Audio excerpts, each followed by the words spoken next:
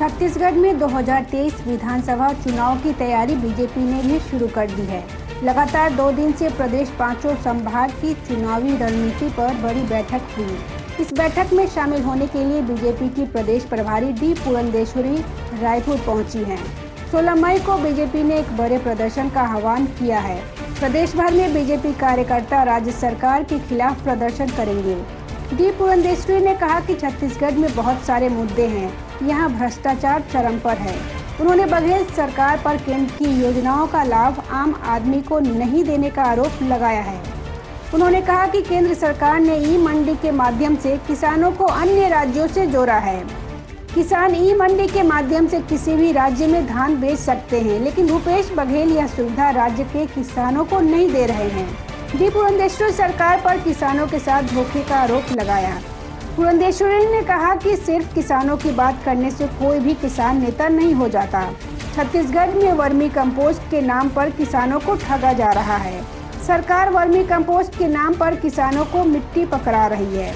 D Purandeswari ने बघेल सरकार पर आरोप लगाते हुए कहा कि इस सरकार ने सत्ता में आने से पहले छत्तीसगढ़ की जनता को 36 वादे किए थे, लेकिन उन वादों को नहीं निभाया।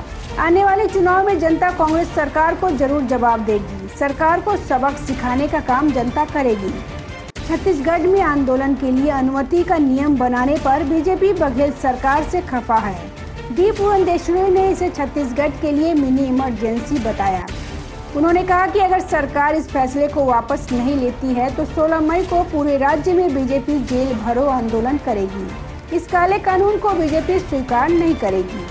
सीएम के मुद्दे पर डी पुरंदेश्वरी ने कहा कि बीजेपी चेहरे पर चुनाव नहीं लड़ती। हम पहले जनता के पास जाते हैं, फिर चुनाव जीतने पर हमारी पार्टी में चेहरे का चयन होता है। हम कांग्रेस जैसा नहीं करते।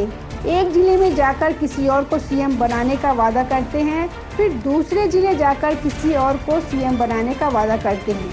बीजेपी ऐसा काम नहीं करती। भाजपा का अगर कोई चेहरा है तो वह हमारा कमल और विकास है।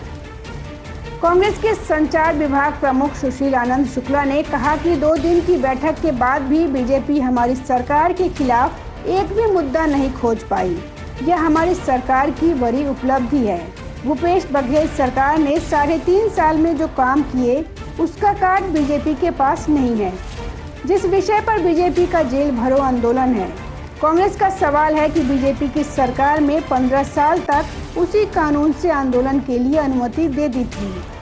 Bureau report, public news.